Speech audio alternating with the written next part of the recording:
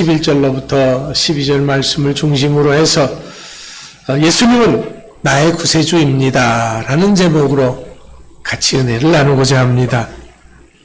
우리들의 신앙에 있어서 성경에 대해서 많이 알아야 하죠. 그러나 그것보다 더 중요한 것은 확실하게 아는 겁니다. 확실하게 안다는 것은 뭐냐 그러면요, 내가 그 아는 그것에 목숨을 걸 수 있을 정도로 알아야 된다라는 그런 말입니다. 왜냐하면 신앙은 우리 인생의 전부이기 때문에 그렇습니다. 우리들의 삶의 모든 것이 되기 때문에 그렇습니다. 만약 그렇지 않다고 한다면 그것은 그때서부터는 신앙생활이 아니고요, 종교생활이 되는 겁니다. 여러분, 신앙생활하고 종교생활하고 똑같은 것 같아도요, 아닙니다. 천지 차이가 있습니다. 자, 여러분들은 신앙생활 하시는 분들입니까? 아니면 종교생활 하시는 분들입니까? 종교생활 하시는 분들은요, 내가 중심이에요. 신앙생활 하시는 분들은 하나님이 중심입니다. 자, 종교생활 하시는 분들은 내가 중심이니까 내 기분에 안 내키면은 교회 안 와요. 또 내 기분에 안 내키면은 교회 안 나가요. 자, 이렇게 하는 게 신앙생활이에요. 내 기분에 따라서 하는 것이 종교생활 하는 겁니다.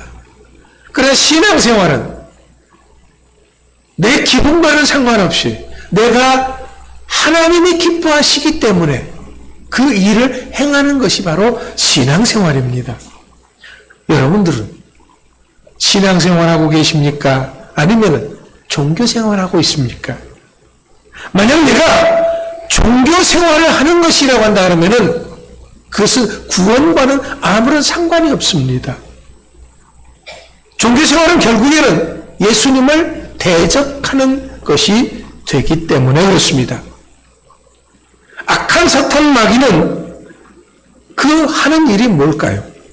그것은 우리가 어떻게 하든지 신앙생활을 못하게 만드는 거예요. 그래서 종교생활하게 만드는 거예요. 그저 교회 왔다 갔다 하게 만들고, 마치 교회 우리가 생활하는 것이 어떤 친교 모임 생활하듯이 되게 만드는 것이다라는 겁니다. 이게 사탄이 하는 거예요. 뿐만 아니라 사탄은요, 예수 그리스도를 확실하게 알지 못하게 합니다. 적당히 아는 것에서 만족하게 한다라는 거죠.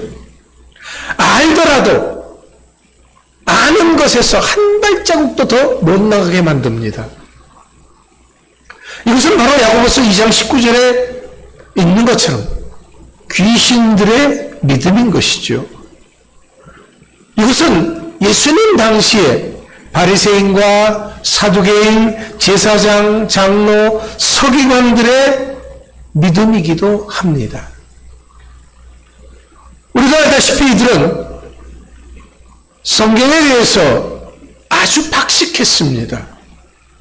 이들은 그 누구도 반박할 수 없는 그런 성경의 이론으로 무장되어 있었습니다. 그런데도 이런 사람들에 대해서 예수님께서는 절대로 본받지 말아야 할 신앙의 대상이라고 이렇게 말하고 있습니다. 바로 그 사람들이 바리새인, 사두개인, 제사장, 장로, 서기관들이었습니다. 그러면 이런 사람들의 삶을 왜 본받지 말라고 했느냐라는 거예요. 마태복음 23장 3절에 의하면은 이들은 말만 그럴듯하게 한다라는 거예요. 말만, 사람들 앞에서 말만 그럴듯해요. 이들은 믿음이 없고 이들은 행함이 없습니다. 많은 사람들을 참 감동시킵니다. 와, 그렇게 해야 되는 것처럼 믿게 만듭니다. 그런데 그들이 말하는 것 그 그들 자신조차도 안 믿는 거예요. 또 그렇게 말한다고 해서 그렇게 사느냐? 전혀 아니다라는 겁니다. 하지만 우리는 성경을 목숨을 걸 정도로 확실하게 알아야 합니다. 그리고 내가 아는 그것을 목숨을 걸고 지켜나가야 합니다. 왜? 그것이 살아있는 신앙이다라는 거예요.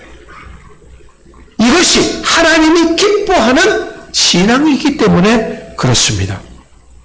앞서도 말씀드렸듯이 사탄은 이것을 가장 싫어합니다. 그래서 강력하게 경계하는 거죠. 그 방법이 뭐냐 그러면요, 사탄은 세계의 석학들을 총동원해서 그들로 말하게 하고, 그래서 성경을 믿지 못하게 만드는 겁니다. 자, 이들은요, 이 모든 석학들을 총동원해서 이 사람들을 통해서 세상은 하나님과는 전혀 상관없는 곳으로 만듭니다. 그러니까 성경 말씀이 없고 예수님이 없어도 얼마든지 인간들의 지혜를 모아서 행복하게 살아갈 수 있다고 믿게 만든다라는 거예요. 그러니까 신앙생활 안 해도 충분히 이 세상을 잘 살 수 있다라는 거예요. 오늘 사는 이 시대를 포스트 모더니즘이라고 이렇게 얘기를 합니다. 이 포스트 모더니즘 시대가 어떤 시대냐, 이것을 알려고 그러면요, 모더니즘에 대해서 조금 알아야 되거든요. 이 근대주의라고 하는 모더니즘은 뭐냐 그러면은 18세기 계몽주의자들로부터 시작된 이성 중심의 사상입니다. 한마디로 종교나 외적인 어떤 힘보다도 인간이 가진 이성, 이 지성이 앞서야 한다라는 거죠. 그래서 이들은 이성을 통한 합리적인 사고방식을 주장을 했던 것입니다. 그래서 과학이 굉장히 발전을 했습니다. 세월이 흐르다 보니까 사람들이 이것의 문제점들을 발견하게 되고, 그래서 이것을 벗어나고자 했던 것이 바로 포스트 모더니즘이라고 하는 것입니다. 탈근대주의죠. 이런 포스트 모더니즘은 뭐냐면요, 상대방을 인정하지 않고 나 중심의 삶을 사는 것입니다. 그래서 이들로 인해서 세상은 점점 이기적인 그런 집단이 되어져 가는 거죠. 이런 포스트 모더니즘에서 시작된 또 하나의 운동이 뭐냐면요, 다원주의입니다. 자, 이들의 주장은 인간 개개인뿐만이 아니라 모든 것의 다양성을 인정하고 그 다양한 의견을 존중해야 된다라는 거예요. 개인의 흥미, 관심, 문화, 신념의 다양성을 존중해야 된다라는 겁니다. 바로 여기에서 나온 것이 뭐냐 그러면 동성애입니다. 바로 여기에서 지금 우리나라에서도요, 여기에 근거해서 뭐를 하냐 그러면은 교육 헌장들을 다시금 만들려고 하는 거예요.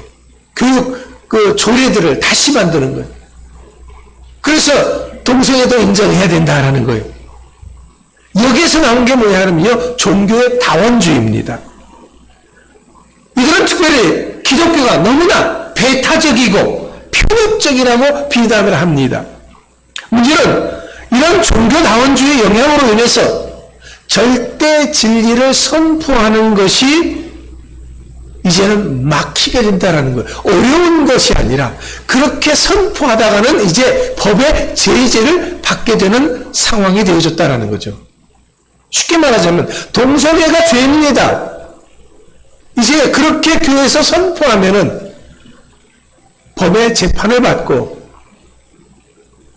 이제 감옥에도 가고 벌금도 내고 그래야 되는 상황이 되어진다라는 거죠. 목사가 나 동성애 주례 안 합니다. 그러면 그것도 잘못되는 거예요. 그런 시대가 되어 간다라는 거죠. 요한복음 14장 1절에 나오듯이 예수님이 길이요 진리요 생명입니다라고 선포할 수 없게 됩니다. 오늘 본문 12절 말씀에서 말하듯이 구원받을 만한 이름은 예수 외에는 없습니다 라고 주장할 수 없게 된다는 거죠. 이 시대는 누구든지 각자 개인의 의사를 존중해서 그가 무엇을 믿든지 인정해야 된다는 겁니다. 이것이 바로 사탄이 우리들에게 세계의 석학들을 통해서 주장해서 믿게 만든 사상입니다. 그런데 문제는 여기에 우리 예수 믿는 사람들도 동조하고 있는 상황이 되어졌다라는 거죠. 목사도 신학교 교수도 이런 의견에 시대 흐름에 동조한다라는 거예요. 교황은 이미 동성애를 인정을 했습니다. 분명히 성경은 동성애를 행하는 사람이 있다고 한다면 어떻게 해나가냐? 돌로 쳐 죽이라고 했어요. 그러니까 성경 말씀이 이제 더 이상 성경 말씀이지 않다라는 거죠. 사람들은 다 소중한 존재이기 때문에 그가 무엇을 믿든지 존중해야 한다는 것입니다. 어느 누구를 통하든지 어느 종교를 통하든지 개인의 믿음을 탓할 수는 없습니다. 물론 탓할 수 없습니다. 각자 아는 대로 각자 믿는 대로 살면 됩니다. 하지만 우리는 성경 말씀을 믿는 자들입니다. 성경 말씀을 생명처럼 소중하게 생각하는 사람들입니다. 우린 예수를 믿는 자들입니다. 그렇다면 이것은 뭘 의미하는 것일까요? 오직 예수님만이 나의 구원이시다고 하는 겁니다. 이것이 진리입니다. 아무리 세월이 흘러도 변함없는 것이 바로 진리입니다. 진리는 그래야 합니다. 반드시 그래야 합니다. 그렇기 때문에 본문 속의 사도들은 예수 외에는 구원받을 만한 이름을 하나님께서 우리들에게 주신 적이 없다고 선포하고 있습니다. 자, 본문의 말씀을 듣는 당시의 사람들이 누구였습니까? 공회들인 의원들이었습니다. 이들은 정부의 관리들입니다. 그런데 베드로와 요한은 이들 역시 당신들이 정부의 관리들이라고 할지라도 당신들이 아무리 성경 지식에 대해서 많이 알고 있다고 할지라도 당신들이 아무리 뭐 한다고 할지라도 예수님에 의해서 구원받지 않으면 구원받을 길이 없습니다라고 하는 것을 강조했습니다. 이런 사도들의 증거가 당시 사람들에게는 굉장히 혁신적이었고 충격적이었습니다. 오늘도 마찬가지죠. 본문 속의 사도들은 두 가지를 분명하게 했습니다. 첫째는 예수 그리스도만이 유일무이한 구세주다라는 거죠.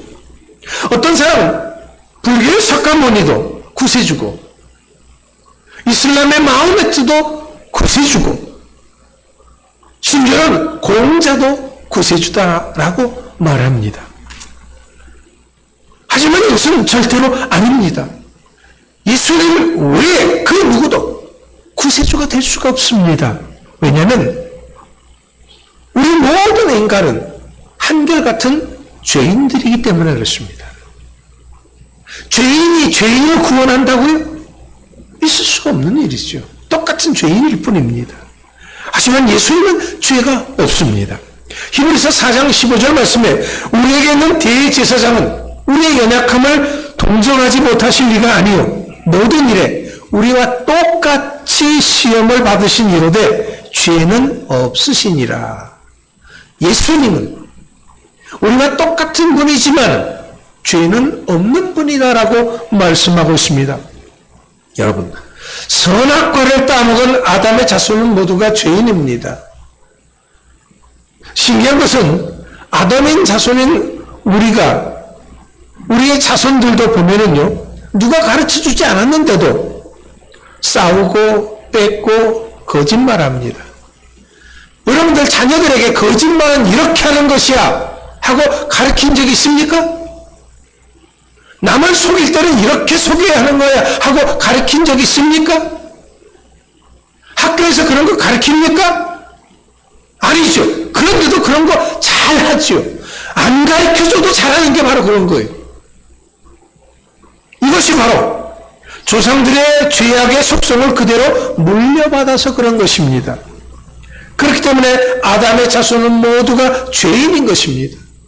우리 인생들은 모두가 죄인이기 때문에 하나님의 영광이 이르지 못한 것이다 라고 말씀하고 있습니다.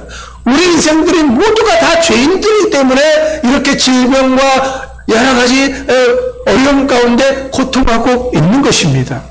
하지만 오직 예수 그리스도만이 죄가 없으시기 때문에 그분만이 구세주가 될 수 있다는 거예요.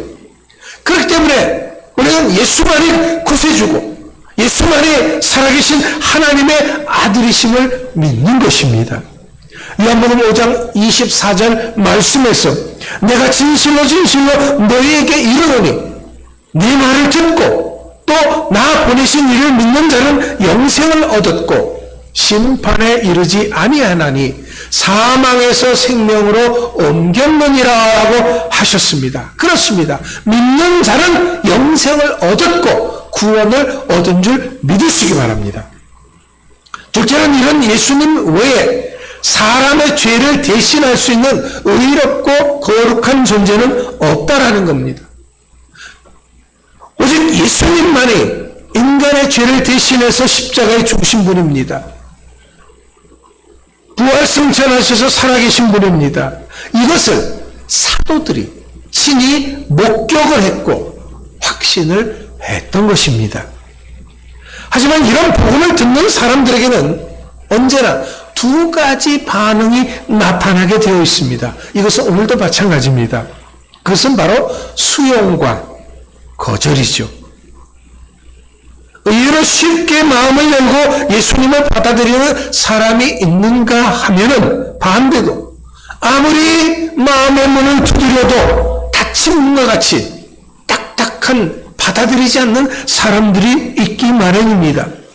그렇기 때문에 복음이 선포되어지는 곳에는 언제나 긴장감과 긴박감이 생성되기 마련입니다. 오늘 본문이야말로 복음을 전해주는 아주 드라마틱한 장면입니다. 우리가 오늘 본문의 위아래를 다 읽지는 않았습니다. 자, 여기 본문 속에 들어가서 보면은요, 사도들이 말씀을 전할 때 어떻게 반응하는가 우리는 살펴볼 수 있습니다. 베드로와 요한이 말씀을 전하자 이를 듣는 사람들은 두 부류로 나누어지게 됩니다. 하나는 제사장과 성전 맡은 자들, 여기에 사두개인들까지 합세합니다. 이들은 모두가 베드로와 요한이 들려주는 복음을 거부하고 심지어 자신이 가지고 있는 권위를 사용해서 베드로와 요한을 잡아오게 가둡니다. 이들 자신들은 하나님을 믿는다고 하지만은 앞서서 말씀드린 것 같이 형식과 겉모습만 가진 종교인이었습니다. 특별히 사두개인들은 죽은 자의 부활을 믿지 않는 지극히 현세적인 그런 신앙을 가진 자들이었습니다. 하지만 또 한 부류는 이 말씀을 듣고 회개하고 주께로 돌아오는 사람들이었습니다. 본문 4절 말씀에 의하면요, 하루에 베드로와 요한의 말씀을 듣고 남자만 5,000명이 주께로 돌아왔다 그랬습니다. 그러니까 여자와 어린아이들까지 포함하면 약 15,000명 이상의 사람들이 예수를 믿게 되어졌다라는 거지요. 어떤 사람들은 믿지 않고 사도를 죽이려고 들었지만 어떤 사람들은 믿었습니다. 바로 이런 믿음의 사람들이 구원을 받는 것입니다. 오늘 우리들도 마찬가지입니다. 예수를 믿는 자만이 구원을 받는 것입니다. 여러분, 예수님이 누굽니까? 예수님이 어떤 분입니까? 예수님은 나를 죄에서 구원하기 위해서 이 땅에 오신 분입니다. 예수님은 나의 죄를 위해서 십자가를 지시고 죽으신 분입니다. 땅에 묻히시고 3일 만에 부활하신 분입니다. 많은 사람들에게 그 모습을 보여주셨고 그 예수님께서 다시 오신다고 약속하셨습니다. 예, 우리는 이걸 믿습니다. 죄인 나라를 구원하신 예수님을 믿습니다. 그래서 요한복음 3장 16절에서 뭐라 그럽니까? 그를 믿는 자마다 멸망치 않고 영생을 얻게 된다라고 말씀하셨습니다. 우리는 주의 말씀을 따라 예수 그리스도를 믿습니다. 그래서 믿는 자는, 영접하는 자는 하나님의 자녀가 되어졌고 구원받은 줄 믿습니다. 여러분, 구원은 좋은 일을 많이 해서 얻는 것이 아닙니다. 교회 열심히 다녀서 구원 얻는 거 아닙니다. 헌금을 많이 해서 구원 얻는 거 아닙니다. 성경 말씀 많이 공부해서 구원 얻는 거 아닙니다. 구원은 하나님의 말씀을, 예수 그리스도를 믿음으로 얻는 줄 믿으시기 바랍니다. 그래서 에베소서 2장 8절 9절에서 이렇게 말씀하십니다. 너희는 그 은혜에 의하여 믿음으로 말미암아 구원을 받았으니 이것은 너희에게서 난 것이 아니요 하나님의 선물이라. 행위에서 난 것이 아니니 이는 누구든지 자랑하지 못하게 함이라 그랬습니다. 그렇습니다. 우리가 구원받은 것은 하나님의 선물입니다. 은혜입니다. 나의 행위가 결코 아닙니다. 그렇기 때문에 내가 구원받은 그것은 늘 감사해야 되는 것이지 자랑할 것은 없습니다. 자, 이제 이렇게 예수님을 믿는 사람은요, 예수님을 사랑하게 됩니다. 믿음의 증거는 다른 것이 아닙니다. 목숨도 아끼지 않는 사랑입니다. 내가 너희를 사랑한 것처럼 너희도 서로 사랑하라. 우리 주님이 말씀하셨고 우리는 그 주님의 말씀을 믿기 때문에 그 주님의 말씀을 따라서 주님을 사랑하기 때문에 우리는 주님의 말씀을 죽을 힘을 다해서 지키게 되는 것입니다. 사랑하는 성도 여러분, 그렇다면 지금 이런 믿음을 가진 사람이 누굽니까? 저와 여러분들일 수 있게 되기를 축원합니다. 기도하겠습니다.